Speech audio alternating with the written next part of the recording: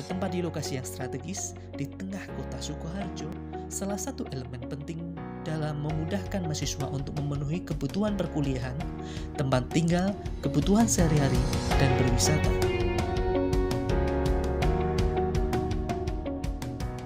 Program studi pendidikan yang menciptakan tenaga profesional siap kerja untuk membantu individu yang memiliki masalah pribadi, hubungan sosial, belajar, dan karir. Bimbingan dan Konseling Univet berdiri sejak tahun 1983 dengan nama Psikologi Pendidikan dan Bimbingan, kemudian berganti nama menjadi Bimbingan dan Konseling dengan akreditasi B. Lebih dari 1.800 alumni lulus dari BK Univet dengan mayoritas sebagai guru, pengawas pendidikan, dan kepala sekolah.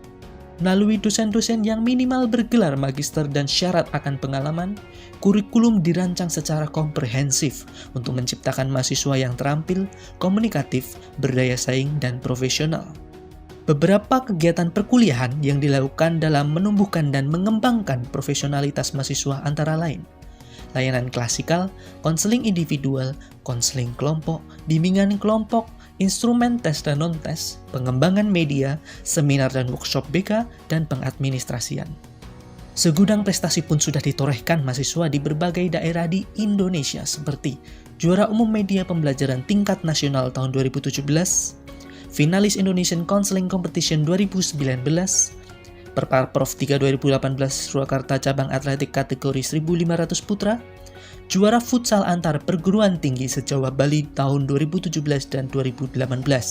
Munculnya prestasi salah satunya dipengaruhi oleh terpenuhinya fasilitas dari bimbingan dan konseling seperti laboratorium bimbingan dan konseling terstandar, ruang mikro teaching terstandar, ruang kelas yang nyaman, perpustakaan pusat dan prodi yang memiliki lebih dari 8.000 koleksi buku cetak maupun elektronik, ruang dosen, dan unit pengembangan karir dan alumni. Selain itu, masih ada fasilitas umum seperti parkiran yang luas, lapangan untuk berolahraga, dan berbagai unit kegiatan mahasiswa sebagai wadah pengembangan diri mahasiswa. Ayo Bergabung bersama kami. Halo, Assalamualaikum. Salam mahasiswa baru Universitas Veteran Bank Nusantara Sukoharjo, program studi bimbingan dan konseling. Penyusunan kurikulum yang kita tawarkan melibatkan berbagai unsur stakeholder, mulai dari internal maupun eksternal, mitra dan alumni kita libatkan dalam penyusunan kurikulum dalam program studi bimbingan dan konseling. Profil lulusan di program studi bimbingan dan konseling sebagai tenaga guru BK yang profesional di satuan pendidikan, yang kedua sebagai peneliti di bidang pendidikan, ketiga sebagai pendamping pekerja sosial dan tenaga personalia di sebuah perusahaan, dan yang ketiga sebagai tenaga dosen bila mana memang untuk melanjutkan ke perguruan tinggi. Proses pendidikan yang ditempuh sebagai unggulan program studi adalah jalur RPL, yaitu rekognisi pembelajaran lampau, dengan menawarkan mahasiswa untuk bisa lulus dalam kurun waktu 3 semester dari diploma, sarjana maupun dari SMA dengan pengakuan pengalaman kerja. Dosen kami memiliki 8 dosen yang berkualifikasi bimbingan dan konseling, di antaranya 2 dosen yang memiliki kualifikasi doktor dan 6 dosen yang memiliki kualifikasi magister, ditambah 2 dosen yang memiliki kualifikasi profesi, yaitu PPK profesi konselor. Demikian deskripsi singkat dari program studi bimbingan dan konseling. Selamat bergabung kepada calon mahasiswa baru program studi bimbingan dan konseling. Selamat berkarya dan kita siap untuk melayani mahasiswa untuk bisa lulus tepat waktu. Terima kasih. Wassalamualaikum warahmatullahi wabarakatuh. Halo semuanya, perkenalkan saya Vika Trisa Putri, mahasiswa S1 Bimbingan dan Konseling Universitas Veteran Bank Nusantara. Di sini saya akan menceritakan pengalaman yang menarik dan berharga bagi saya selama berkuliah di BK Univet Bantara Sukoharjo. Salah satunya dengan berkuliah di BK Univet Bantara, kita bisa mengembangkan skill kita, minat dan bakat dan juga karir kita. Dan di BK Univet Bantara ini membuka luas pengalaman untuk mahasiswa yang ingin menceritakan dan juga mengembangkan skillnya di bidang UKM, juga HMP, ada organisasi ataupun kegiatan yang ilmiah seperti PK Ormawa, PKM, dan juga kegiatan yang sangat bagus lainnya. Oleh karena itu, teman-teman, yuk gabung ke BK Universitas Bandara Sukoharjo karena di sini bukan hanya belajar, tapi mengembangkan skill karena nantinya akan terjun di dunia industri, perusahaan maupun pendidikan. BK Universitas Bandara sangat bagus dan menarik untuk kalangan era dunia abad 21.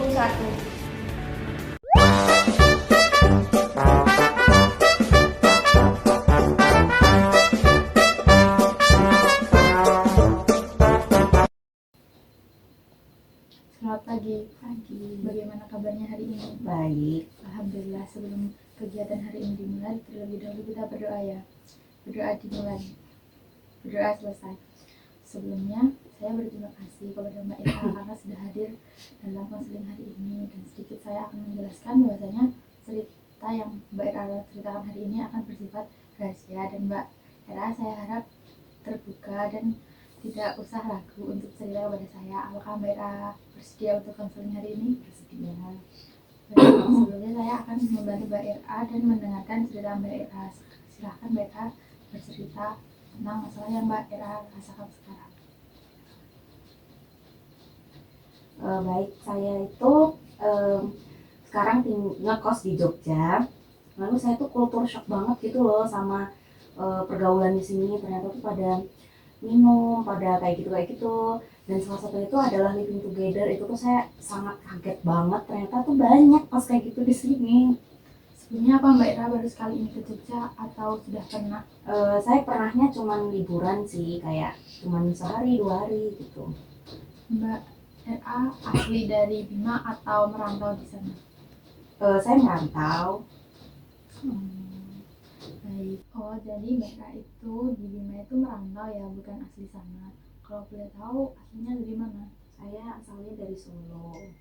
Memang pergaulan Solo dan Jogja itu Berbeda sih, karena kebetulan kan saya juga tinggal di desa ya Bu, jadinya kayak ya udah saya cuman nggak expect aja gitu di sini, soalnya pergaulan itu sangat beda. Apa sih yang membuat Mbak Ira tuh sangat kaget gitu sama pergaulan di Jogja?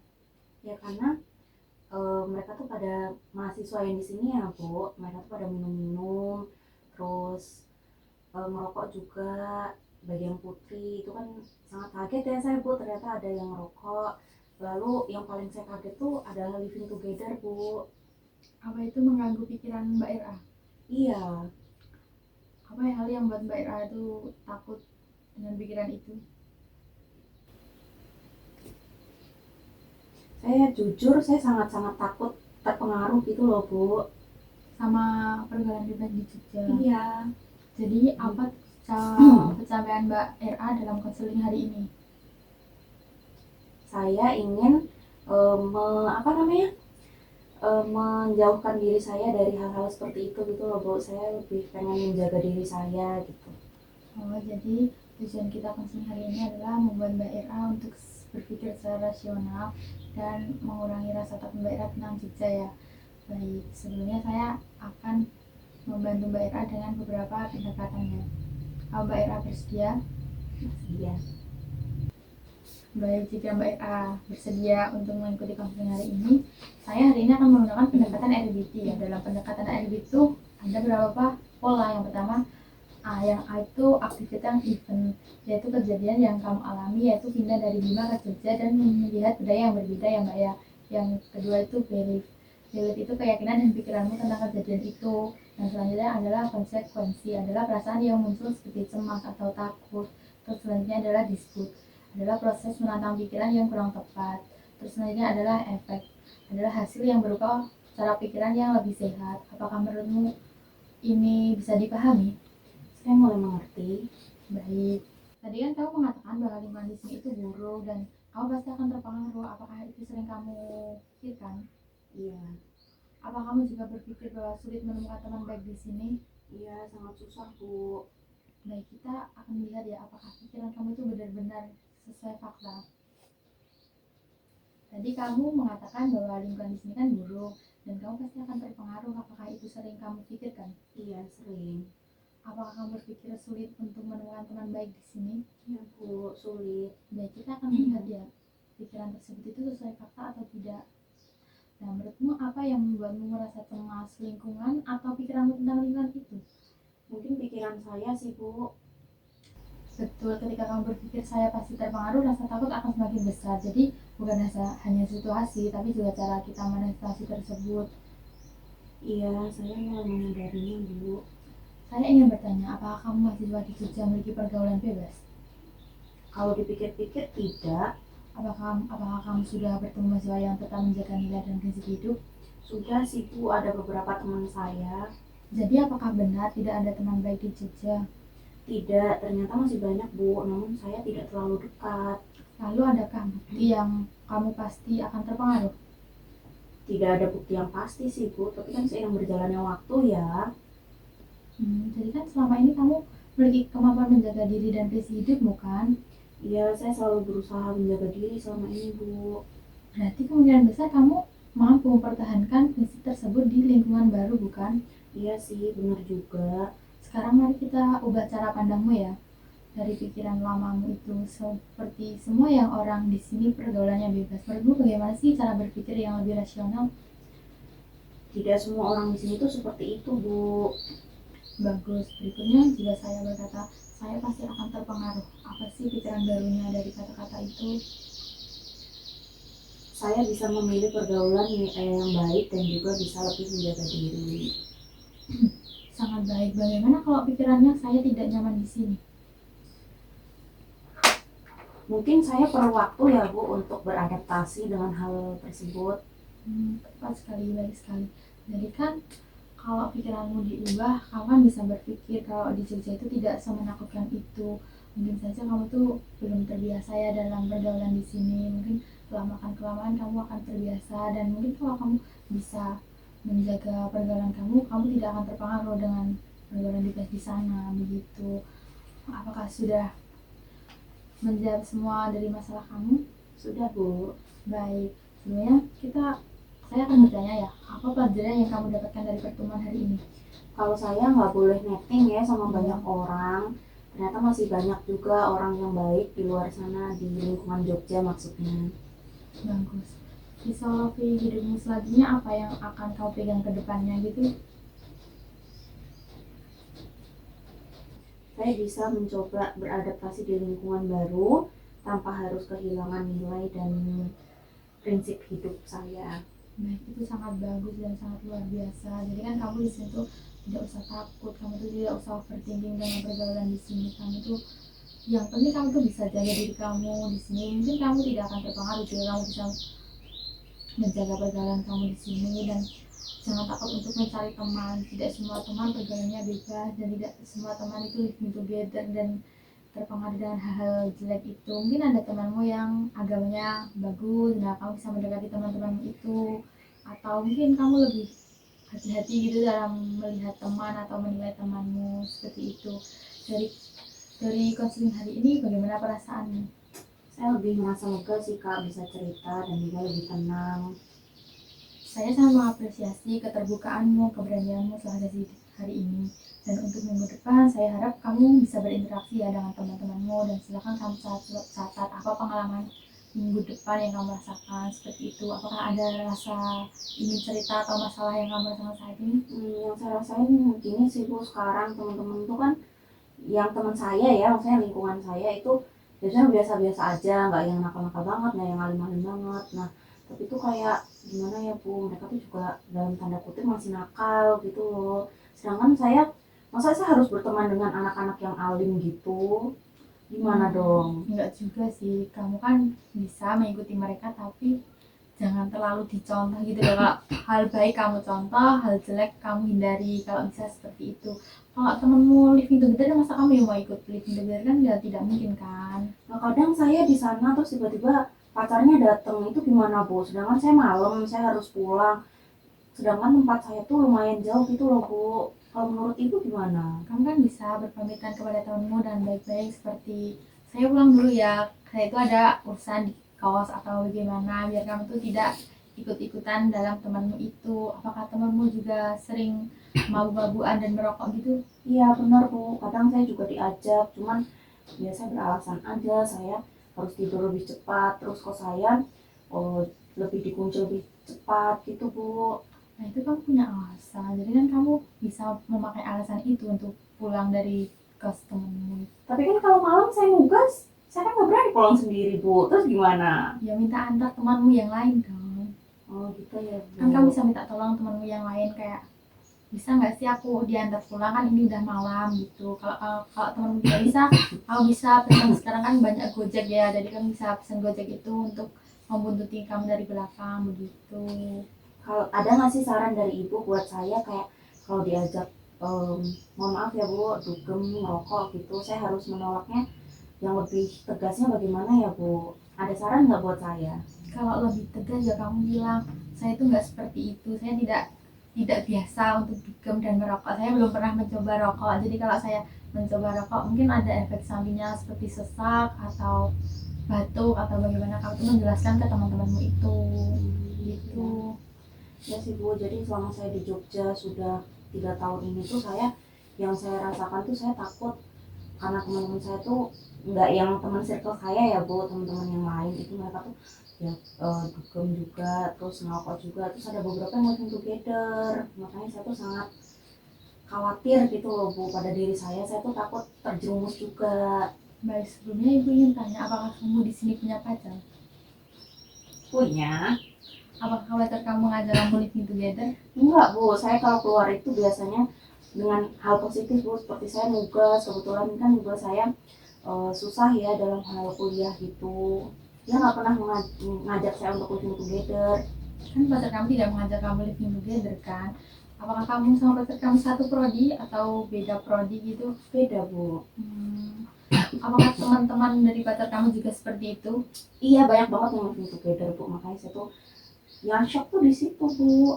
Jadi intinya kamu mungkin lebih hati-hati ya sama teman-teman pacar kamu. Kan pacar kamu tidak mengajak living together kan? Jadi ya hati-hati juga sama pacar kamu. Mungkin pacar kamu lama-lama terpengaruh, tapi kamu juga bilang sih ke pacar kamu kayak apa ya, jangan mudah terpengaruh lah sama teman-temannya gitu. Apa pacar kamu sekarang sedikit terpengaruh dengan teman-temannya?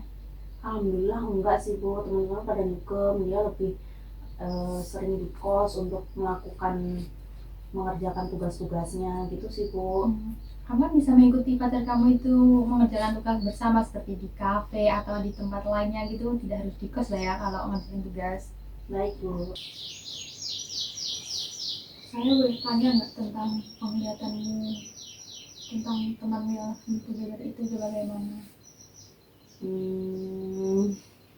Gak usah takut kok cerita, nanti kan ini bersifat rahasia ya, jadi orang-orang nggak akan tahu begitu. Gini ya Bu, orang yang living together tuh saya lihatnya mereka saya malah bahagia gitu loh. Tapi tuh saya juga jengkel banget Bu, soalnya tuh biasanya tuh mereka tuh kalau lagi ada masalah gitu ngucapnya ke saya tuh kayak apa sih gitu loh urusannya sama saya udah pernah dulu tuh Bu ngasih saran jangan deh, masa iya dia tuh living togethernya tuh bukan yang kayak di kos yang 5 juta gitu ya Bu, tapi kayak kos yang apa ya, yang biasa aja, kalau mandi luar kayak apa ya, saya tuh udah ngasih tahu tapi mereka tuh kayak susah banget dikasih taunya. Gitu sih, mereka tuh bahagia banget gak sih tuh, kayak saya ya liatnya mereka tuh bahagia banget kayak kemana-mana berdua gitu. Tapi saya nggak mau ikut-ikutan ya, karena saya juga kebetulan pacar saya tuh care ya, saya nugas tuh ditemenin, diajarin. Saya pernah nanya ke pacar saya, kok teman-teman kamu pada gitu sih, terus jawabannya kayak ya di sini udah budaya gitu. Bukan budaya tapi kebiasaan ya. Iya, tapi tuh dia ngomongnya kayak budaya gitu. Jadi sini kayak itu hal biasa gitu. Kamu lihat nggak sih efeknya dari teman kamu yang bikin itu bagaimana? Ada teman saya Bu satu itu, dia tuh sampai hamil, terus kayak bingung minta obatnya gitu. Saya kan juga bukan orang kesehatan ya Bu, kalaupun saya kesehatan saya juga mau bantu gitu, karena saya juga bakal nanggung dosanya gitu loh, sedangkan dosa saya sudah banyak. Jadi dia tuh mau aborsi gitu ceritanya. Emang laki-lakinya tidak mau bertanggung jawab? Enggak, laki-lakinya hilang, kabur. Bukannya kalau living together itu satu rumah ya sama laki-lakinya? Iya, jadi dia pas apa ya, dia cerita kalau nggak salah tuh gini, dia lagi istirahat terus ya udah cowoknya tuh packing baju habis itu langsung pergi gitu loh, Bu. Terus dicari tuh udah nggak ada. Apakah teman kamu itu juga curhat ke kamu gitu tentang masalahnya? Terus dia minta pendapat, cari tempat aborsi juga. Saya kan nggak pernah kayak gitu ya, Bu, saya bingung gitu. Itu juga temennya pacar kamu? Iya, yang cowoknya. Terus pacar kamu juga cari tahu nggak tahu cowoknya kemana gitu? Ya cowoknya tuh sekarang buronan dulu. Terus sih. Terus pendapat kamu tentang penemui aborsi itu gimana? Sekarang apa temenmu masih aborsi apa masih dipertahankan dulu? Ini udah nggak kuliah, anaknya lahir. Itu dari semester berapa? Semester 3 deh. Kan itu masih kayak senang-senang nakalnya ya, Bu, belum disibukkan sama tugas gitu ya. Saya sendiri tuh sorry, Bu. Iya, tidak apa-apa. Saya sendiri tuh bukan nakal ya, tapi kayak kayak apa ya? Saya pulang subuh, tapi saya nongkrong, Bu. Bukan Kan seperti mabuk merokok gitu. saya pakai hijab kok. Iya. Itu sih, Bu. Kan kamu udah tahu ya efek sampingnya. Kan kamu udah tahu dari efek samping itu living together itu bagaimana. Jadi kan saya harap kamu juga paham gitu kan, nggak akan ikuti teman-teman kamu itu.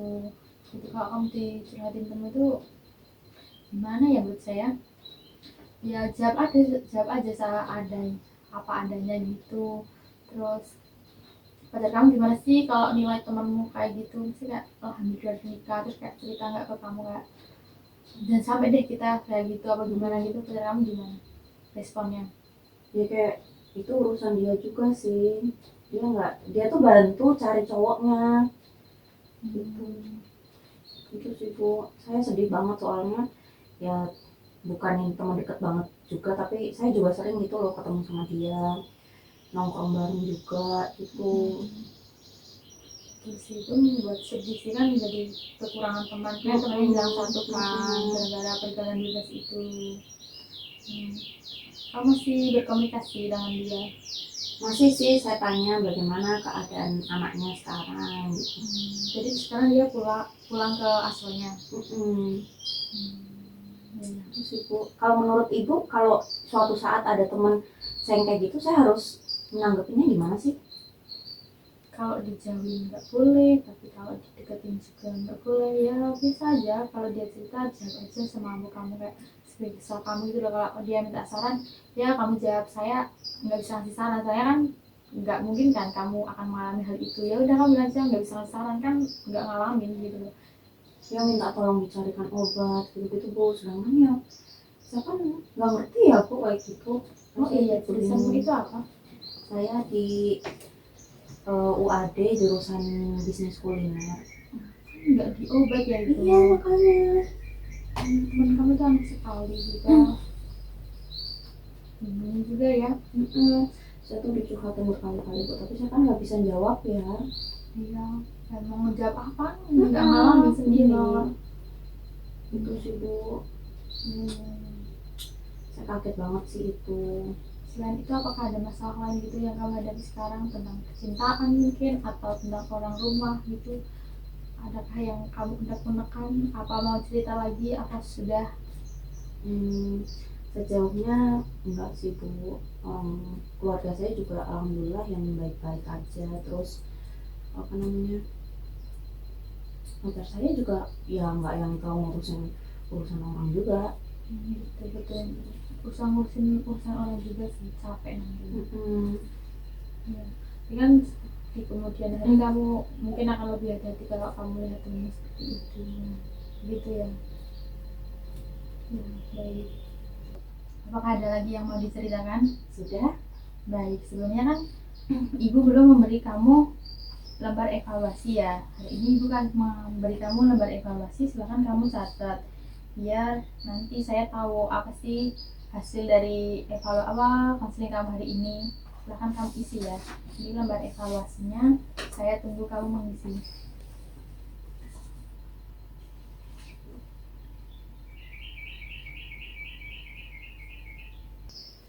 Baik, kan kamu sudah mengisi, silakan kamu mengisi. Apakah ada yang dibingungkan? Ini cara ngisinya gimana ya Bu?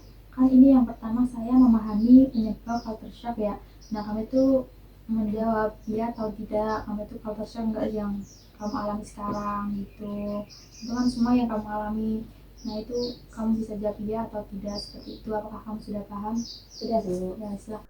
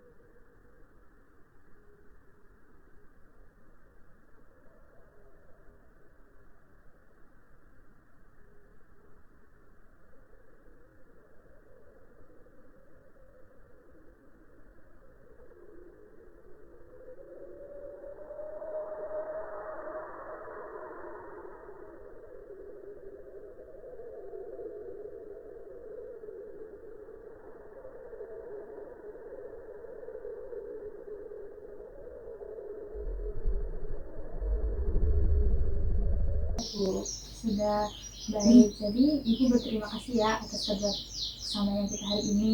Semoga apa yang kita diskusikan hari ini bermanfaat. Mari kita tutup dengan doa. Doa dimulai.